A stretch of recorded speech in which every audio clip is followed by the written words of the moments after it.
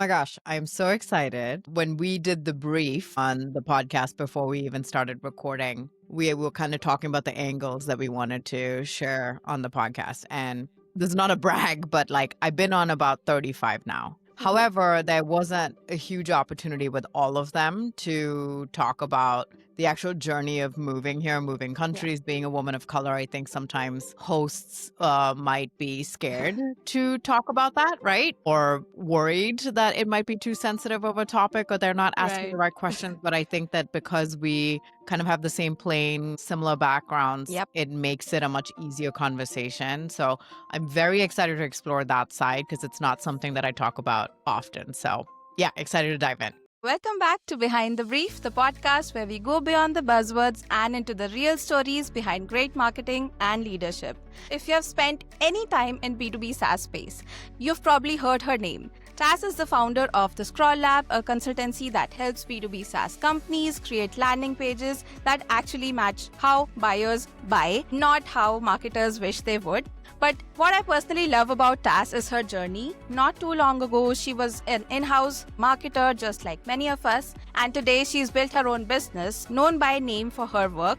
And beyond the professional success, she is also an immigrant, a woman of color, carving her own space in her country, which, as you know, is something really close to my heart as well. So today we'll go deep into both sides, what it takes to build a name that people remember in B2B marketing, and also what it takes to find your place in a new country while staying true to yourself. Tas, welcome to my show. Oh my gosh, I'm so excited. Excited to dive in. So Yes. let's get do it. started. Yes. Awesome.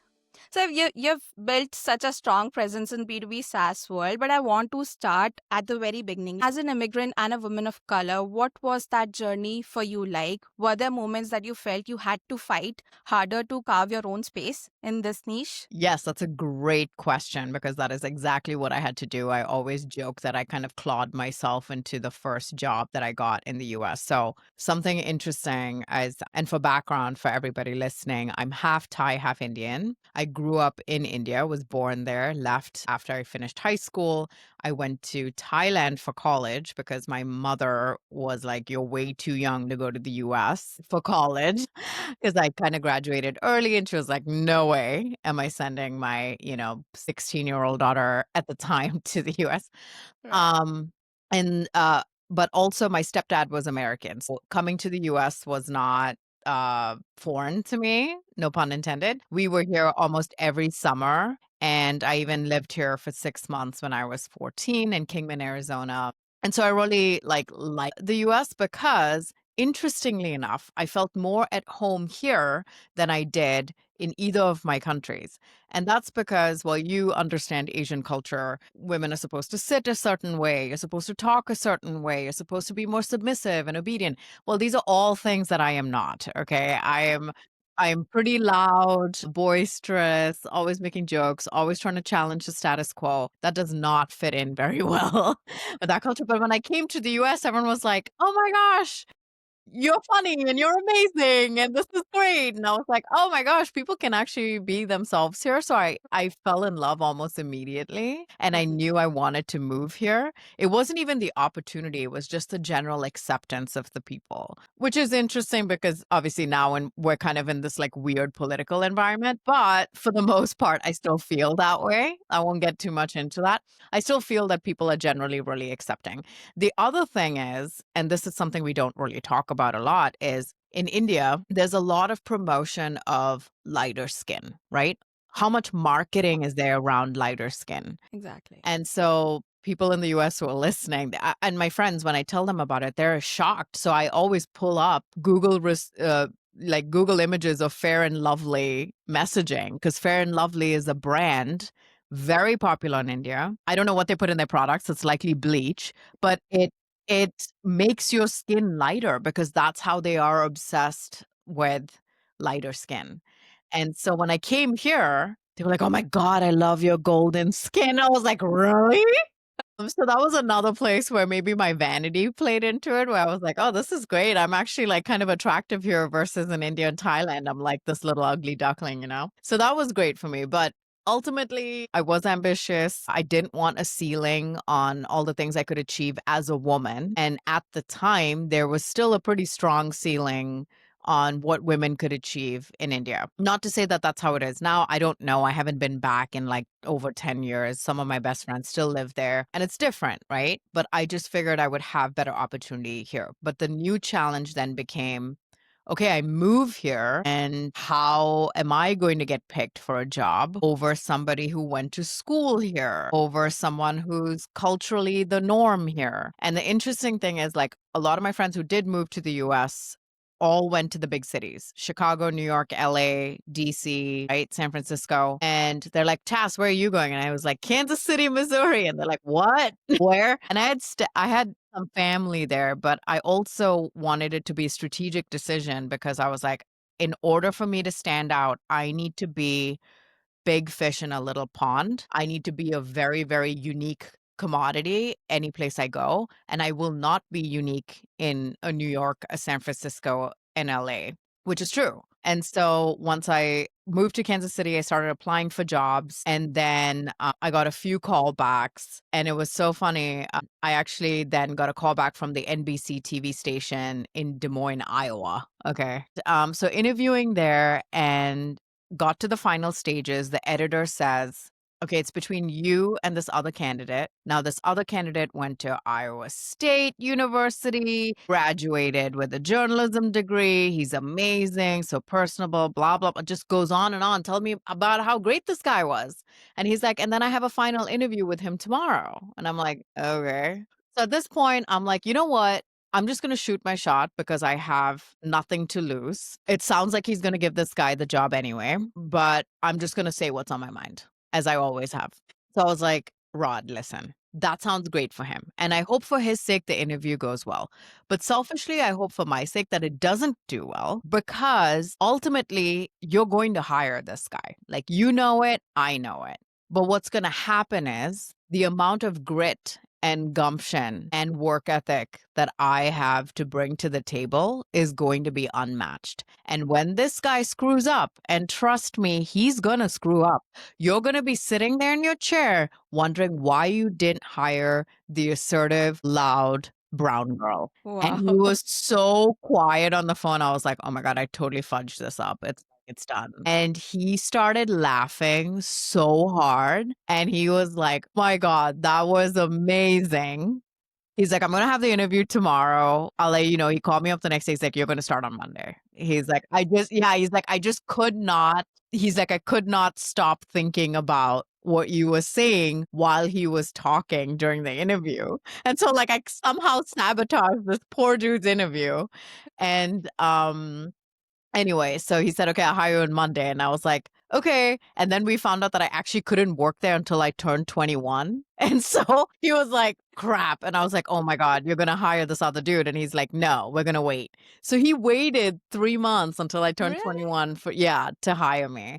Wow. And it was great. And so I'm always so grateful for that story where I was like, you know what? I just took a really big risk, and will it pay off for everyone anytime? No. But I just felt just like I had to do it in that moment just to get that first step in. And I'm always grateful that he gave me that chance, because it has propelled me into the career that I have now. Right. Yeah. So, yeah. This is wow. I have never heard this story from you. But this is crazy. Like, it is giving me those vibes that, you have to stand up for yourself because nobody else is going to. And then when you talk about in such vanity, in such confidence, people can never say no. Yeah, I mean, you almost have to like believe your own bullshit a little bit, and then and then maybe other people will. And you know what I mean? It's just one of those things where it's like, okay, I just got to take a chance and believe in myself. Now, there's a very slim line between being cocky and arrogant and then being confident. And so you don't want to be that person all the time, but sometimes it is the line of showing someone that you really want something and that you're willing to work Exactly. for it, you know? Right. Yeah. Yeah. I love that. But I'm sure it was difficult just seeing people around you, you don't look like them and they are very different. They're more confident because it's natural to them. They lived here, they were born here. So it's very difficult. Like, even for me, it has been very difficult. Even with that, I have held my voice stronger. I think it's so important for us to not let that bullshit let you down. Like, just get away with all of that without fear. And I think it's a reframe that needs to happen because for so long, and even now, many people will tell you, oh, like you're a woman of color, you're a minority. And so what that ends up doing is telling you that maybe you're smaller than or lesser than, or that you need to be treated special or something to that effect, right? So it could be either or. It could go in both directions, where you either feel entitled or you feel like you don't deserve. Those are like the only two options that we ever come across. But in my mind, the reframe was I have something unique to offer. I am just as good as everybody else. But that I also bring unique perspective to the situation. I don't ever want to be hired just because of that, or that's not a check mark that I want to accomplish. But can it be both, where it's like, hey, this isn't a curse, it's a superpower that I have. Exactly. And then on top of that, coupled with my experiences and perspective, like I'm going to give you something that's a lot more balanced and a lot more rounded because of that. And even if you're not a minority, someone who has traveled a lot, experienced a lot of culture, those types of things, they're going to bring a more rounded perspective, regardless of their skin color or their background, right? So it's just how open and curious you are of a mind, where you're coming from, and then inserting yourself in this like very foreign situation that you're able to say, yeah, I actually have something cool. I may not be the smartest person or the most accomplished based on your standards over here, but I do have a lot to offer. And so just feeling like it's a superpower, not necessarily something that keeps you small. Even like I would always want to be in a room where I am not the smartest. Yeah. And that's how you would grow, right? That's Yeah. how you would know where you have to set a standard for yourself and then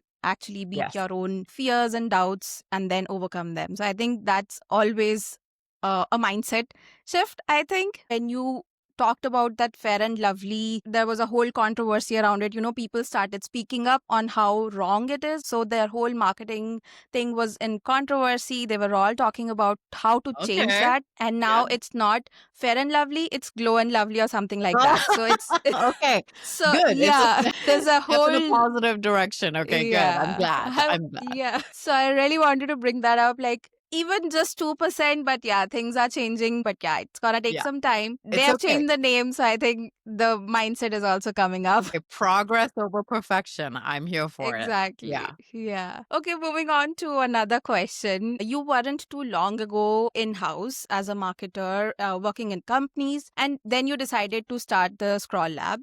Did you experience and as an immigrant play into that decision? Like, was that your trigger, or was there something that pushed you to not just go with a 9 to 5 and build something of your own? I'll tell you where the cultural component came in, but I was very, very burnt out with my in-house role. And much like many tech companies, my company had, a couple rounds of layoffs. I lost my team. I was doing the work of three people while I was pregnant with my second child. And then, went on maternity leave, came back, had to do everything while having a newborn and a 3-year-old at home. It was a lot. I was working 50, 60 hours a week and then, told that like, oh, I got to work harder or take on more responsibility if I wanted a promotion. But then my white counterparts who did far less and had larger teams were getting promoted.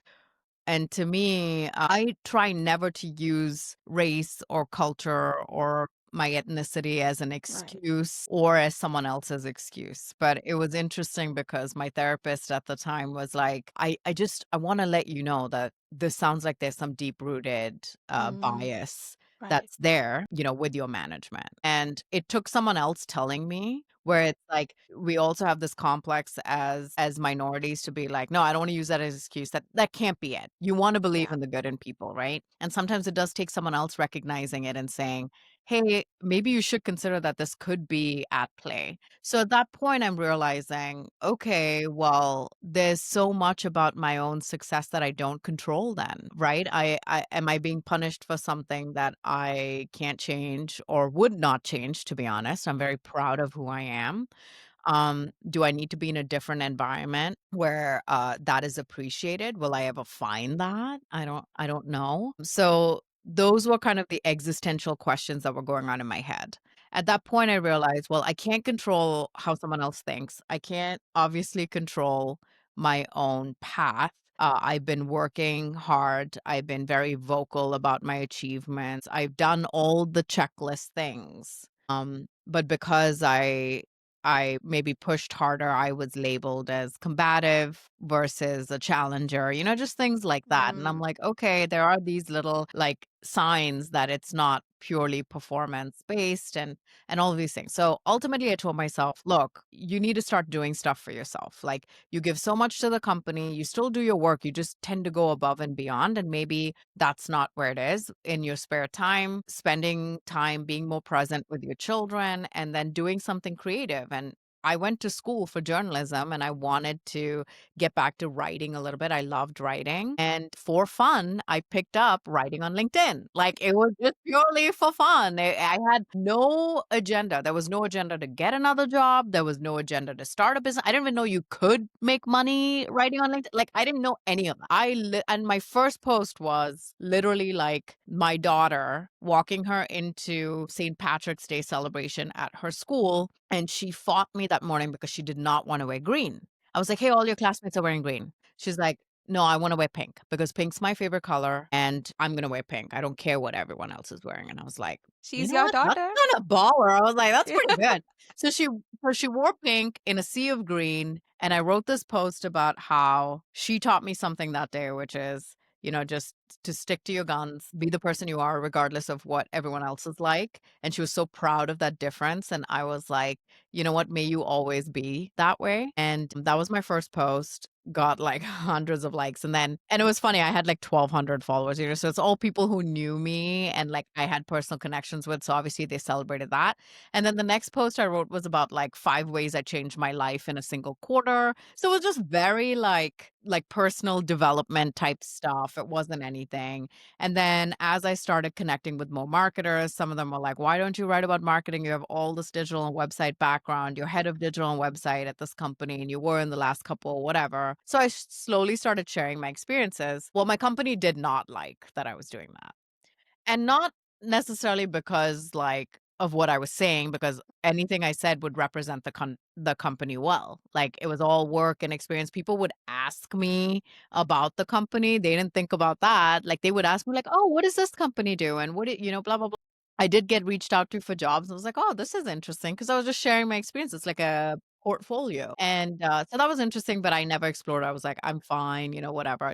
I have a newborn at home. Like I'm not trying to make any crazy shifts. And then one of my posts got picked up by LinkedIn News, which was awesome. And my PR manager at the company, we had these team meetings and she's like, we do shout outs for the team. So if people have achieved different things, we do shout outs. And she said, oh, I want to give Tas a shout out. She wrote this amazing write up on when Threads was launched and LinkedIn picked up her post, which is amazing PR for us. And like 30 people in the marketing team, everyone was like clapping and everything. And my boss and my boss's boss were dead silent.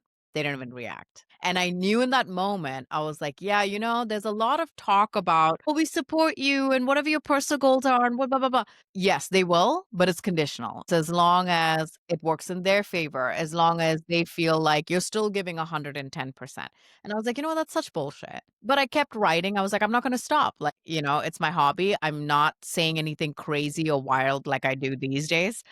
That would that would make a company frown. But I feel like I'm doing a good job representing them. And if you have a problem with it, you can talk to me about it during our one-on-ones or whatever, which they never did. But I knew I had a target on my back. My boss was starting to like keep a little distance from me. And so I continued to write. And then when the light bulb truly went off was one, I got a lot of validation for my work on LinkedIn, which made me feel like, holy shit, maybe I am not stupid or mediocre or whatever other people are making me feel inside my company. Two, people noticed me more because of that cultural element and that I was different, right? I wasn't like the white guy writing on LinkedIn.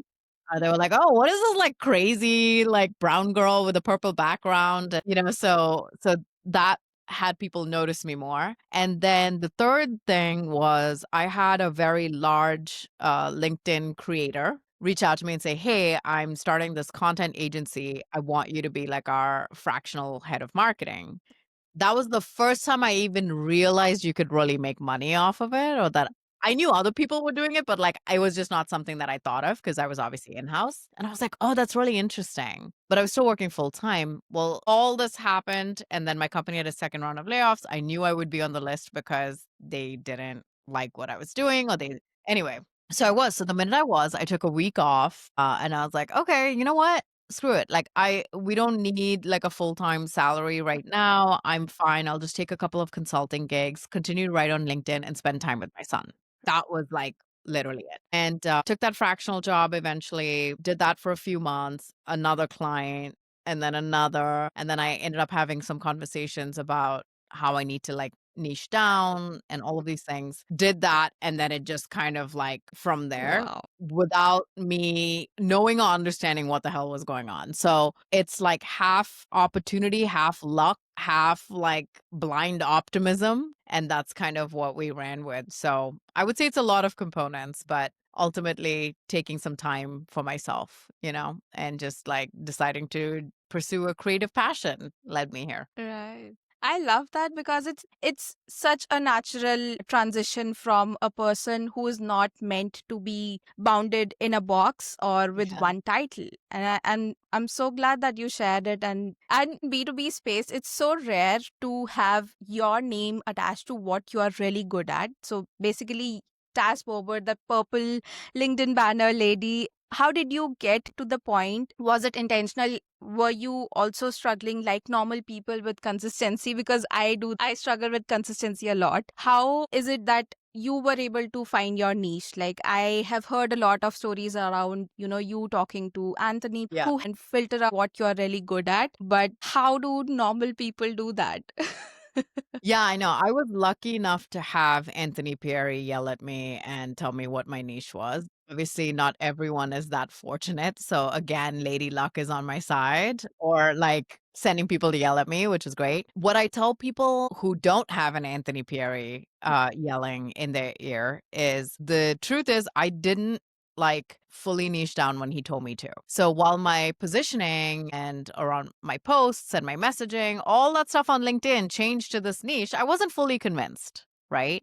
Because you're like, I don't know, he's just kind of like saying it. That doesn't mean that it's true, like the disobedient only child, like that's going to be me. I'm not going to just like straight up listen. So what I did was I used it as an intro offer. And so I still said yes. So I kept putting content out. The content would get me inbound where people were like, "Oh, yes, I have a landing page issue. I want you to fix it."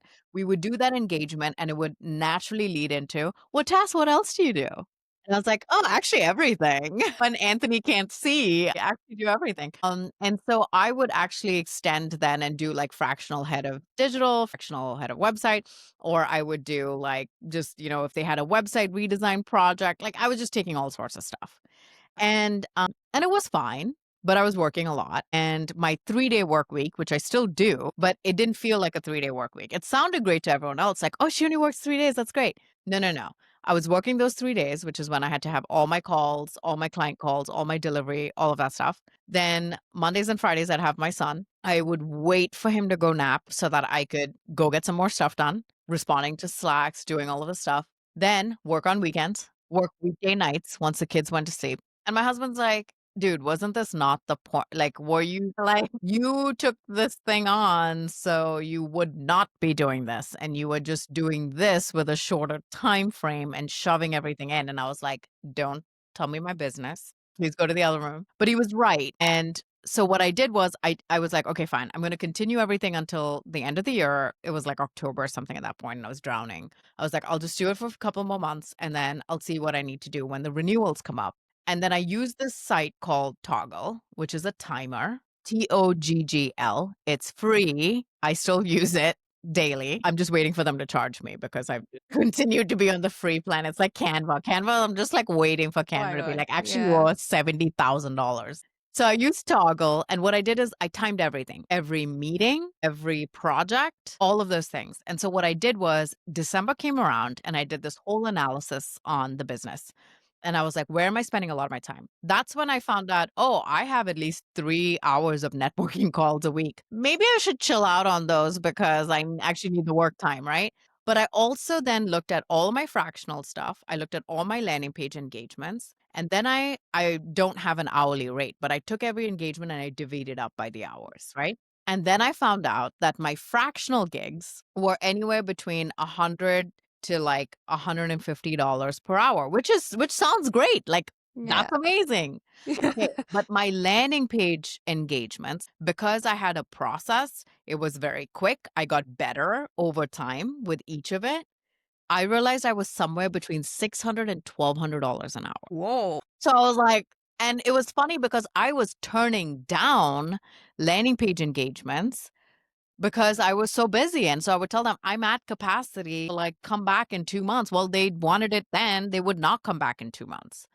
And so at that point, I was like, okay, I need to figure something out because I'm basically leaving money on the table because I'm too busy responding to Slacks and pulling random reports and doing all these random things. And so at the end of the year, I decided, okay, I went to Anthony. I was like, listen, I've only half-ass been listening to you. And I am going to now just like go all in landing page stuff only. So I killed it. All my renewals, I basically said no, which was so hard because it was like hundreds of thousands of dollars that I was like, no, we're not going to do that anymore. And they're like, really? I was like, no, really. And it was so hard for there was part of me that's like, you're an idiot, you're an idiot, you're an idiot, you're an idiot. Don't do this, don't do this. So I did that. And then only been doing landing page stuff. So now I have two primary streams of revenue. One is just my landing page engagements. And then the second is just brand partnerships, which Anthony would also yell at me for. He's like, no, you like that's a whole business on its own. But it's fine because it's companies who partner with me on landing page content. So it's still content I was going to put out. I'm just getting paid for it now. So that's great. And since then, like my projection for revenue has doubled this year just based on the niche itself. So I was like, okay, that was a right step. But more importantly, I don't even care. I don't have like revenue goals. Okay. But the biggest thing for me, my goal is time. And since actually committing to the niche and then hiring out for certain parts of the niche, I actually do work now only 3 days a week. I mean, it is literally like I work 3 days a week. That's when my calls and stuff are. I have writers who are delegated. They also project manage in between. And I'm not stressed. So if my son doesn't nap, he doesn't nap. Like we hang out, we go to the zoo, we go to all these things, we do all this stuff. I don't work on the weekends. It's rare. So there's that piece where I like felt like I optimized for my true goal, which is the time portion. So my recommendation to people is accept everything the first year. Take everything in. You don't know what you like and what is actually most time for your money until you try it. You might think, "Oh, I'm really good at website redesign because that's what I've done in-house." You might come out and realize, oh my God, this is a death trap. I actually hated doing this. It's good money, but I hated doing this. Find the thing that you're like, I'm okay with this. I have a process. I can make it really better. And then go for it, right? And then commit. So you're going to pick a lot of things and then decide this is the thing I want to do. As far as content consistency goes, everybody seems to have a system. Everybody, and I've tried 1,000 times to have a system. Go look at my posts right now. In the last couple of weeks, I've done couple of joke ones, but like I have not had time to write content. So it's not out there. But each time I tell myself, I gotta make sure that I schedule stuff in advance. The pressure I put on myself is very minimal. It used to be a lot, but now I'm like, hey, if I post 3 times a week, I'm good. Like, that's fine. If there are some weeks that I don't post at all, like during Christmas and stuff, like there are 2 weeks I didn't post anything. Did it impact my life? I don't know. Like, no, not immediately. It sucked. Like the algorithm has to get warmed up again. Whatever. You put out good content, people will reward you. That's it. Um, So I don't stress about that. The other thing is once you've written enough, you could just repost what you've written a year ago, maybe a change in angle. I've done that recently where it's like I found a navigation post I wrote from like 2 years ago and I was like, no navigation on landing pages. I'm like, crap. So then I was like, guys, I was wrong. Actually, we do need to have some sort of navigation right now. So just things like that. Or you can just literally, if you're like, yeah, that's still true, copy, paste, create it as a new post and post it, and then you can see kind of how it does too, but it just continues to put yourself out there. Wow. So basically, start with never saying no, and then you will ultimately find what you truly like doing, and then you can optimize your time if that's your priority. But never say no when you are just starting out on your own, and you'll figure things out maybe in the second year or third. Yeah. And you don't, and like, I think everyone's like, oh, I just don't have something that I'm as passionate about as you with landing pages. I'm like, okay, first of all, I'm not passionate about landing pages. Okay. Like, I like landing pages a healthy amount. It is what I've built my business around. Sure. No, what I like doing is going to the movies, hanging out with my kids. No, that's my passion. So sometimes it's like it doesn't have to be your passion. It could be something that you're really good at that you can create a process that you're really efficient around and you know enough about to provide value to people. I'm not sitting here like dreaming about landing pages. I do have great ideas for them because I'm in it every day. I'm like, oh, I should change this. I'll be in the shower and I'll think about that. I like that. I like the puzzle of having a business and like what I can do now that I don't have to go through 600 approvals, to build out my process. So those things are fun to me. But like I literally tell everyone, I could take the landing page out of it and it could be any deliverable. So it could be like it's an email sequence I'm building for people. Or it's your starter website package or your product page or yeah, campaign landing pages or it could be paid app, whatever it is. Google Analytics for like helping people make sense of that. Whatever it is, right? If you know enough, you're comfortable with it, you can create a process, then iterate on it. It gets better and better over time. You get faster and faster over time. Great. You know what I mean? So that's kind of what you're looking for. And then ask yourself what you really want. Is it a lot of money? Like maybe once my kid goes to school, I'd be like, okay, I mean, both my kids. One kid's in school already. This one is young, so he's with me. But in 2 years, he's going to go to kindergarten for 5 days a week. Like that is the rule, right? So at that point, I'm gonna be like, well, I have all this time now. So I'm gonna like go crazy on the content engine, build the business more. Maybe then it'll be more revenue goals and things like that. It'll be more fun to like expand. But that's not the season of life I'm in right now, you know? Do whatever it takes to make $500,000. Is it outbound? You want to get pipeline, get clients, run ads, create this process. You're working, you're 40, 50 hours a week and you're like in the business because that is your passion. That is your goal. For Right. me, the goal was time, and it is right now. So I'm going to do everything I can to make sure I have enough work, pay my writers, delegate as much as I can so that they are doing, that, or I'm, working on the right types of engagements, saying no to the people I don't want to work with. Like those are the things you build it around whatever it is that you want. If your passion is, my passion is reading books, okay, then that means your passion is you want time to read To books read books. Yeah. while you feel Right. financially comfortable. Okay, do whatever it takes to get to that stage where you are comfortable enough financially, but you have a lot of time to read books. Like, for me, in my mind, that's what it is. So, it just really depends on that. And then in terms of finding out what that is that you're selling, that's when I say go through the exercise of just saying yes to a lot of stuff and find a good like mix of something that I like doing, I have a process for and I can get really efficient and then pick that thing and then go ham. We're trying to fill out the pipeline. Spending the time where it's like when I first started landing page engagements, it was like, 300 bucks an hour, which was really good. But now it's like $1,200 an hour because I've gotten really efficient. I know the right things to ask. I know the exact process. I'm iterating and making it better, better, and better and better every time. That's what you need to kind of look at. That's more exciting of the game for me. And now it takes you less time to do that work. The same thing that you used to charge $300 for, now you charge 1,200, and it's justified, right? You take less time with more experience and more knowledge around that. Yes, So, yeah, exactly. It's like, makes so much I think it sense. was Picasso who was like, you know, someone Yeah, asked there's a him to really paint famous something. quote. Yeah. Yeah, and it was like he painted it and gave it to them, and they're like, and he's like, that'll be like 10,000 or whatever, and they're like, you literally took 30 seconds. He's like, Yeah, but it took me 30 years of experience to do it in 30 seconds. And that is literally where it is now. Like the first stage of my business, it used to take me a whole week to do research for a client. Then it took me 8 hours. Then it became 3 hours. Now I can do it in an hour if I have to. Obviously, I'll spend a little more time on that. But then the price has gone up and then the work time has gone down. So, that's kind of the goal is to get really efficient, get more time back. Now, if I want more money, I'd be like, okay, now how do I fill up every slot, doing that? And then I'd be more aggressive with my content production. Then I wouldn't be like, it has you got to post like 7 times a week. Like if that's your main driver of inbound, you got to prioritize and make time for that. Right. So you're going to sacrifice some time in order to do that. I'm not willing to do that just yet.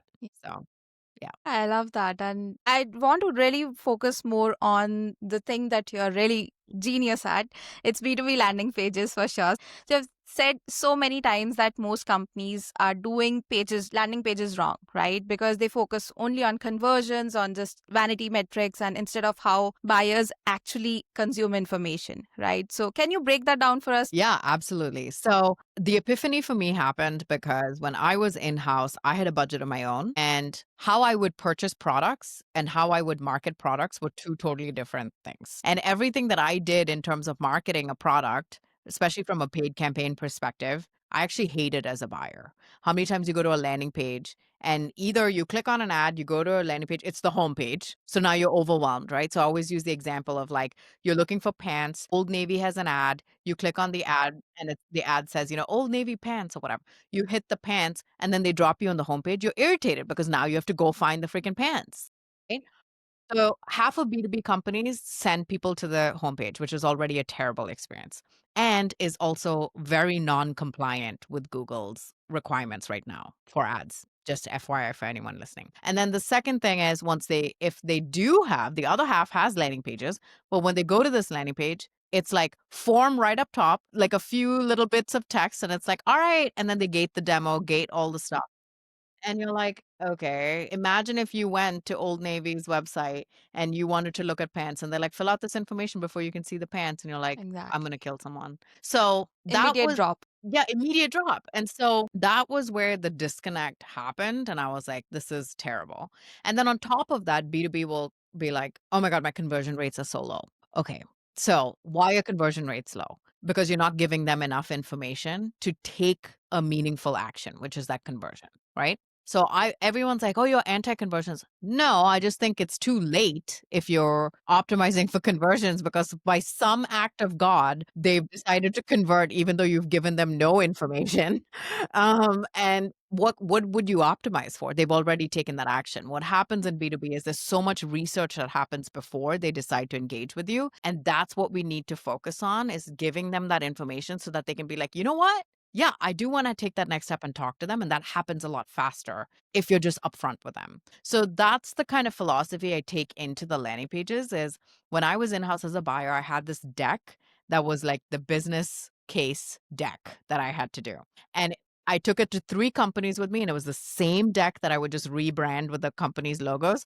And anytime I wanted budget for something or approval on a tool, I would fill out these like 5 or 6 pages on the slide deck and then go do a roadshow internally with all the stakeholders to get the approval. Because I would have to get it from my boss's boss, then finance, then infosec to make sure that they were okay with it, and then whoever was implementing it, and then finally the team, right? To say, hey, team, this project is coming down the line.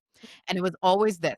This is the problem that we're experiencing. These are our options to fix it and the cost in terms of resources and timeline, right? That it would take for us to do it with each of these options. Here's my recommendation of which option to take, right? Here's the potential cost and the speed at which it would be implemented. Here are the teams that are involved, right? And like how long it would take and what the sales process is like. Every single company. But that's how I got approval on many of the tools that I had to do. A new CDN, new CMS, new website vendor, new agency for paid, same deck. I have them. I still have them from my companies. And I keep joking, which I'm going to do for real, is post that requirement. Like this is the doc I actually use to get approvals internally. And I was like, you know what? If a company simply put that on the landing page, it would make my life so easy because I would just copy and paste all the information instead of me going and fishing around for how much it costs, how long is it gonna take, what are my options, right? What if we were just forthcoming? And so I tested this theory out, and the first 2 clients already, like one was a PLG client, and then just based on how people are consuming the information, giving them all that information, 265% increase in purchases. For one of my like sales-led clients who their CTA was booking a demo, they went from a 0.13% conversion rate to a 3.63% conversion rate. And that conversion rate is a meetings booked rate just Wow. from giving them the information up front. Like it was just so easy. And I'm like, why don't we think about this? And so that's the model that I took is more of an actual product marketing focus. I think about like how B2C promotes products. And I'm like, we've taken all the wrong stuff from B2C and applied it to B2B. What if we took the right stuff, which is giving them the feedback, giving them the descriptions, but not like feature dumping, just like really telling them what context we can solve these problems in. What are the alternatives? Why are there risks in the alternatives? Here's reviews from others like you. And then finally making the ask in the bottom because the form up top, maybe in a demo situation where they're ready and they've looked for demo and they're coming there, fine. In any other situation, you do not ask someone to marry you before they've gone on a date with you, right? So that is always my thing. So I always put the ask kind of in the bottom unless it's a high intent bottom of funnel page.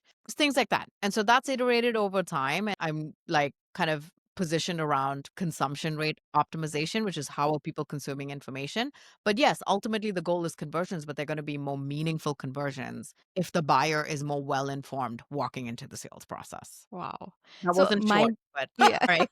I get that's really into it. okay. Yeah. Yeah, you actually answered my follow-up question on can you share your favorite transformative story around a client or a landing page that completely changed the results for a campaign or a company? So, Yeah. but do you have any favorite ones or was that your favorite stories around that? No, that was really good. Like I love looking at the before and after of like a lot of the landing page stuff. And I feel like not everyone's doing it poorly. Sometimes it's a matter of too many stakeholders, too many cooks in the kitchen. And so I'm brought in as a person who's like kind of agnostic. I'm not part of the politics. I'm not any of that. And then there's a lot more trust, which is weird, that's afforded to the external consultant versus someone internal, which is so weird to me. So it's almost like you tell them tasks because they're not going to listen to me. I get a lot of that, right? So I was like, okay, cool. And then sometimes it's like, I actually compare this a lot to like when you're telling a story, when we put a web page together on B2B, there's no structure or logical layout. We just throw on blocks there, like, hey, you know what would look really good here? Just throw on an integrations block. Where's the G2 logo? Add the G2 logo. But no one thinks about the logical like flow in the story, right? Which is why we throw the form wherever we're like, this is the most important thing to us, so we're going to put it right up top. Not what's most important to the buyer, right? We sound really smart if we say revolutionize or disruptive, so we're just going to throw that on there. Um, and that's when it becomes a problem. But if you go through a logical flow in the story, hey, what are your options if you want to solve this problem? Well, first, let's look at the alternatives. Here are your actual available alternatives. But here are the risks that come with that alternative. If you're looking for a solution that has minimal risk, right, you can see how we solve this problem. But don't take it from us. Look at how some of our other customers have done it. Okay, do you have some questions that are, before having to talk to us? Okay, here are some questions that we can answer that we commonly get, like actually get on sales calls. If you're ready to take an action, here's a form to contact us. And just so you know, if you do give us your information, here's what you can expect soon after. Wow, how respectful and nice. The end. Like you're telling a story versus now I almost feel like we start with this end in mind and we lived happily ever after. Give me your information, right? We don't talk about the beginning of the story, it's struggle of how we get there. And so that's kind of where it's like when I came here and like went to a yoga class. And I remember going to yoga in India, like growing up. And my yoga teacher was like, every yoga session was like a story. So it was like we would tell the story of like Hanuman through all of our movements. So when I came here and everybody's doing the movements just randomly, like, and now we're going to do Shavasana. I'm like, okay, but that's like telling the story in a random order. It's like, and they lived happily ever after. once upon a time there was a princess, and you're like, okay, what the heck is going on? So for me, I'm like, oh, they've totally butchered it. And that's kind of what we've done with landing pages is that we just tell it in whatever order because some person's like, we need a block for this. But every page should talk and speak like a story, the logical flow of information on top of everything else. The yoga class, I still remember, and then at the end, it was like, obviously, there's an American lady, and she's like, "And namaste." I'm like, "Okay." Namaste. Well, yeah, that's like it's like aloha, namaste in the beginning, namaste at the end, and therefore it is yoga. I'm like, "This is the worst." And I never went to a yoga class in the US after that again. Hot Oh, yoga, total abomination. I mean, I'm sure it's a great workout, but I was like, "I can't do this." It's like it's too much for me. So, yeah. no, you also mentioned about the terms people love using, like revolutionary, and nowadays it's AI powered. So many B2B landing pages that are still using it fearlessly. Yes. I think that is like the biggest thing when someone is like, what would you optimize first on landing page? I'm like, don't even worry about the experience or the structure or the layout. If you can take all the copy and if you want to use AI for your landing pages to audit it, great, do it. But do it the opposite way than what you have been doing. Which is after you've written all the copy it all, put it into, well, we'll see. ChatGPT 5 isn't very great. But Yeah, it's um disappointing. yeah. But put it in there and just say, number one, give me a buzzword count. I love doing it. It's so fun. And ChatGPT will come back and be like, there are 34 buzzwords in this copy. And it's like insane. I'm like, the page isn't even that long. We have 34 buzzwords. So it's always good as like a grounding exercise to be like, crap, I've gone too far. Yeah. And even if ChatGPT wrote the copy, then say, okay, thank you. Great. How many buzzwords did you use in this copy? And ask it. And it'll be like, we thank you. That's a great idea. I like this. And now there's 34, whatever. And you're like, okay, cool.